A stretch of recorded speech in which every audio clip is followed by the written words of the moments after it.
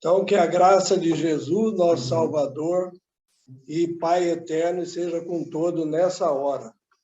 O tema, então, que eu escolhi, pedindo a Deus orientação do Espírito Santo, fala, então, gira em torno do sol da justiça. Antes de nós entrarmos nos textos da palavra de Deus, queria contar um incidente que aconteceu esses dias, né? Eu estava mexendo com o registro de torneira, que é no chão, e tem uma placa de mármore em cima ali, para não entrar bicho. Eu tirei aquela placa e pus em cima da grama. Só que como ainda não tinha resolvido o problema da água, a placa ficou ali. Quando eu volto ali, dali uns dias, e vi a placa na grama, eu falei, eu tenho que voltar ela no lugar, já que resolveu o problema. Quando eu tiro a placa de cima da grama, o que eu encontro debaixo? Coisa que rotineiramente muitos já viram esse acontecimento. A grama amarela. E por que ela estava amarela? Porque ela não viu a luz do sol. A placa, então, impediu que o sol desse vida para ela, né? Então, assim como a grama, todas as plantas, como que Deus criou, os animais, o ser humano, as aves, tudo depende, então, do sol. E nós sabemos que existem muitos sóis, né? Não é só esse que nós conhecemos. Hoje se fala que tem muitos sóis em outras galáxias. Os cientistas, então, querem conhecer outros mundos, né? Querem saber desses outros sóis, né? Mas seria importante nós conhecermos aqui o nosso mundo mesmo, a nossa atmosfera. Gastaríamos menos dinheiro e economizaríamos tempo. Quem quiser saber depois desses outros sóis em outras galáxias, é uma entrega total a Jesus e sairmos logo desse mundo e visitarmos, então, eternamente todo esse planeta. Então, um texto que me veio em mente, com relação ao título, O Sol da Justiça, está em Malaquias 4, de 1 a 2, que nos diz assim: porque eis que aquele dia vem ardendo como fogo, como forno, todos os soberbos e todos que cometem impiedade serão como palha, e o dia que está por vir os abrasará, diz o Senhor dos Exércitos, de sorte que lhes não deixará nem raiz nem ramo. Mas para vós, que temeis o meu nome, nascerá o sol da justiça, e salvação trará debaixo das suas asas. E saireis e crescereis como os bezerros do cevadouro. Então, de um lado, os soberbos e ímpios sendo destruídos, mas para os fiéis, então, nascerá o sol da justiça. Quem seria esse sol da justiça? Então, Jesus é comparado com o sol da justiça. Muito mais útil que esse sol que nós temos aqui. Ele, então, é que nos purifica, nos limpa. Assim como as mulheres antigamente, algumas fazem até hoje, põe roupa para quarar na grama, né? E aí, então, o sol faz esse trabalho, depois de lavada a roupa, até de ajudar na limpeza de manchas. Um outro texto que eu escolhi também, inspirado por Deus, está no livro de Mateus, capítulo 17, de 1 a 3, que nos diz assim: 6 dias depois, tomou Jesus consigo a Pedro e a Tiago e a João, seu irmão, e os conduziu em particular a um alto monte, e transfigurou-se diante deles, e o seu rosto resplandecente como o sol, e os seus vestidos se tornaram brancos como a luz, e eis que lhes apareceram Moisés e Elias falando com ele. Então, Jesus, na sua formação, no seu formato, na sua aparência, quando ele se reveste e se transfigura só de divindade, aí aparece então como o sol. E esse sol não é só no semblante, mas também no caráter.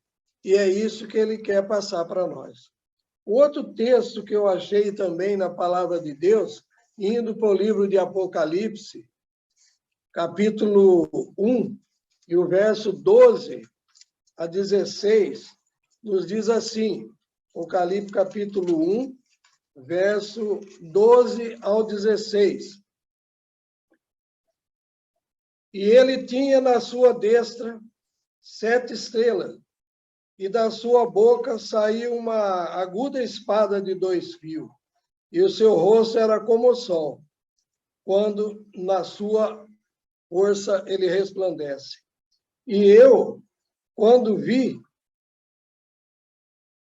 caí aos seus pés como morto, e ele pôs sobre mim a sua destra, dizendo-me, não temas, eu sou o primeiro e o último. Então, agora, nessa visão de João, ele vê o primeiro e o último, vê Jesus resplandecendo como o sol, quando? Na sua maior força. Então, esse sol da justiça, ele é o que alumia nossos corações, alumia nossa mente, para nos desviar do mal e nos clarear o caminho. Outro texto da palavra de Deus, ainda em Apocalipse, capítulo 21. Lemos assim, então, o que escreveu o apóstolo João na ilha de Pátimo, quando teve as visões do Apocalipse. Então, 21, verso 23, lemos assim. A cidade não necessita, falando da nova cidade, né? A Nova Jerusalém, não necessita de sol nem da lua, para que nela se resplandeça, porque a glória de Deus a tem iluminado, e o Cordeiro é a sua lâmpada. Então, a glória de Jesus, a glória da divindade, é tão poderosa que ofusca o poder da luminosidade do sol e da lua. Outro texto, ainda em Apocalipse 22, verso 5. E ali não haverá mais noite, não necessitarão de lâmpada nem de luz do sol, porque o Senhor Deus os alumia e reinarão para todo sempre. Eu, na minha cabeça, eu entendo que poderá haver lua, poderá haver sol, poderá haver estrela, né? Mas esse brilho deles, diante da presença gloriosa da divindade, será nada. Então, depois que eu achei esses textos da palavra, pedindo em oração, orientação, eu pensei assim, eu quero ler um texto do Espírito de Profecia. E aí, como eu estava pensando, que livro será que vai falar alguma coisa sobre o sol da justiça?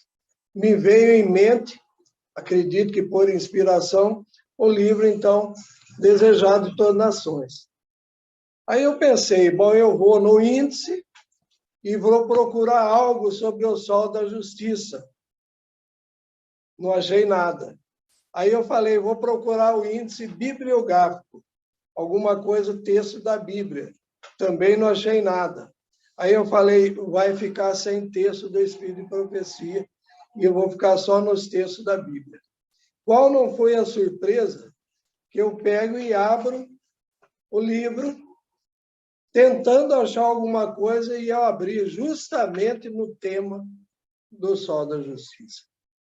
O capítulo é o capítulo 51 desse livro, capa dura, né? E o título é A Luz da Vida. As páginas são 463 e 464. Eu fiquei assim, pensativo, né? Eu estava lá trabalhando, cuidando um pouco ali de uma plantação, depois eu falei, eu vou voltar e procurar os textos bíblicos e e deixar tudo preparado para a noite. Mas eu queria um texto do Espírito de Profecia.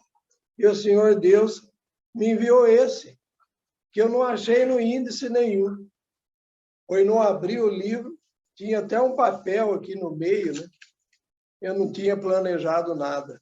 Mas olha que maravilha de inspiração, enviado pela mensageira do Senhor, Ellen White.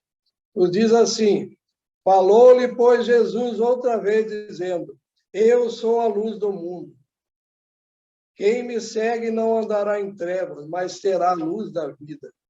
Ao falar essas palavras, estava Jesus no pátio do templo, especialmente relacionado com o serviço religioso da festa dos tabernáculos. No centro desse pátio erguiam-se 2 altos pilares, sustentando o suporte de lâmpada de grandes dimensões. Depois do sacrifício da tarde, acendiam-se todas as lâmpadas que derramavam luz sobre Jerusalém.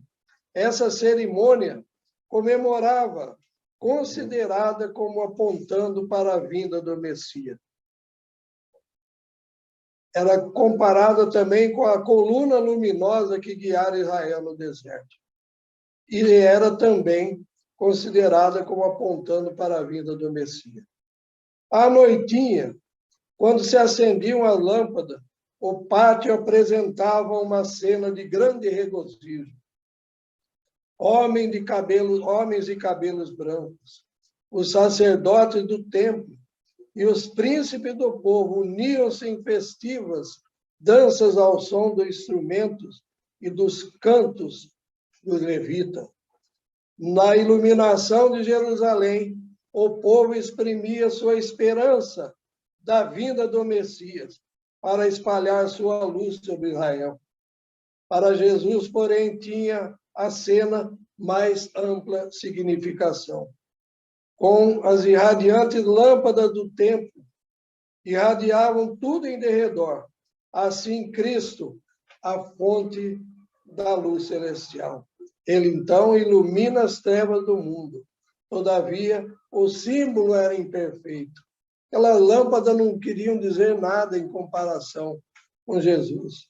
Aquela grande luz que sua própria mão pusera no céu era uma representação mais fiel da glória da sua missão. De manhã, o sol acabava de erguer-se sobre o Monte das Oliveiras e seus raios incendiam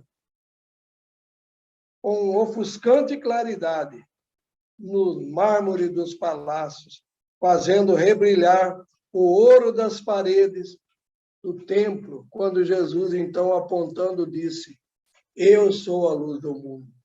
Muito posteriormente, foram essas palavras repetidas por alguém que as ouvira nessa sublime passagem. Nele estava a vida, e a vida era a luz dos homens, e a luz resplandece nas trevas, e as trevas não o compreenderam. Ali estava a luz verdadeira, que alumia todo homem que vem ao mundo. E muito depois de Cristo haver ascendido ao céu, Pedro também, escrevendo sobre a inspiração, sobre a iluminação do Espírito Divino, evocou o símbolo empregado por Cristo. E temos muito firme a palavra dos profetas, a qual bem fazeis em estar atento, como a uma luz que alumia em lugar escuro, até que o dia esclareça. E a estrela da alva, quem é?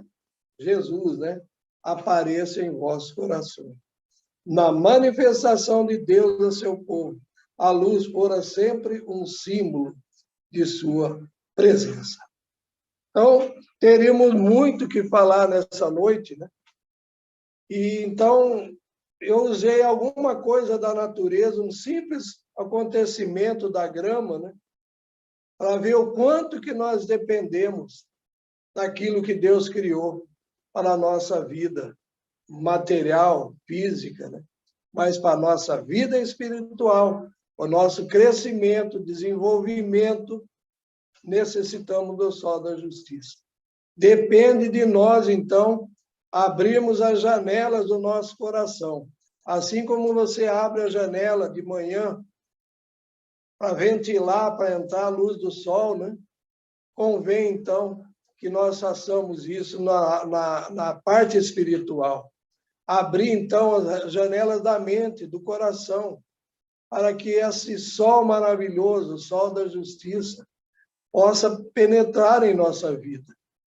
Então, fica uma escolha diante de nós, né? Por que esse sol da justiça ainda não brilhou totalmente? Por que ainda não veio aquela chuva maravilhosa, a chuva serôdia, que também é necessário? O mundo aí físico, né? A natureza necessita tanto da chuva como do sol. E a igreja, então, precisa desses dois, que é a chuva serôdia, o derramamento do Espírito Santo, e também esse sol maravilhoso, que Jesus mesmo confirmou ali, quando todos ficaram admirados daquela luminosidade do templo. Então, ele pega e fala o quê? Eu sou a luz do mundo. Mas para o mundo que está vivendo hoje a situação calamitosa, Jesus não tem valor nenhum.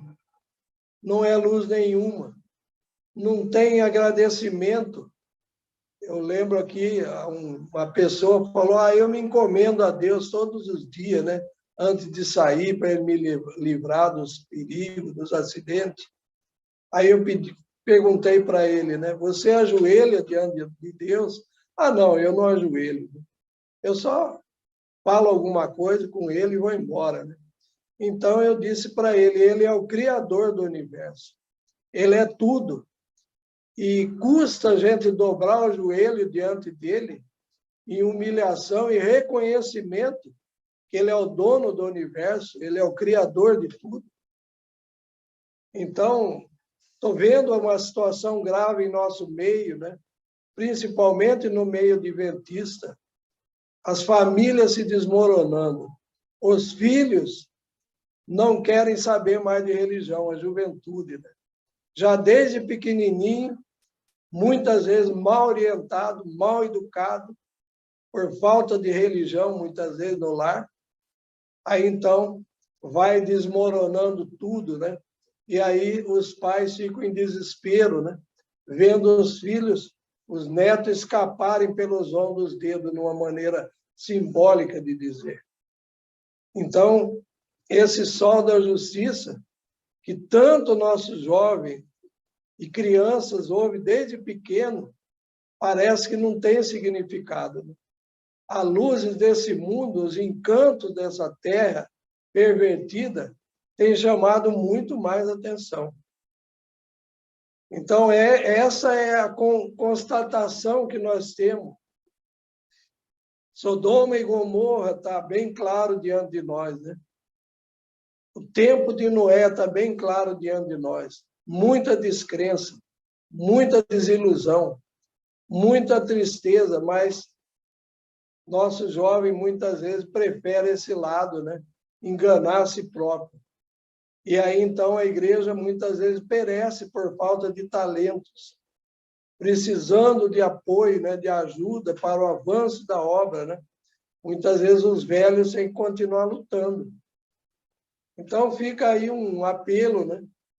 Para que esses jovens que estão aí pensando em outras coisas, e não nas coisas celestiais, né?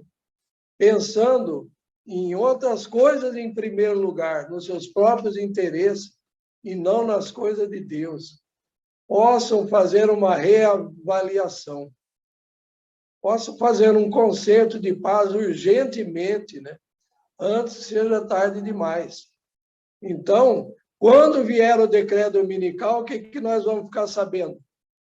Essa é a pregação do nosso movimento. As pessoas falam, só fala em clamor da meia-noite, né? Clamor da meia-noite é um aviso, avisando que quando chegar o decreto dominical, nossos casos já passaram. Mas aí o jovem, ou mesmo um adulto, um velho, pode estar acomodado pensando assim, eu vou arriscar. O decreto parece que está um pouco longe ainda. Mas acontece que o selamento é antes do decreto. Muitos duvidam disso.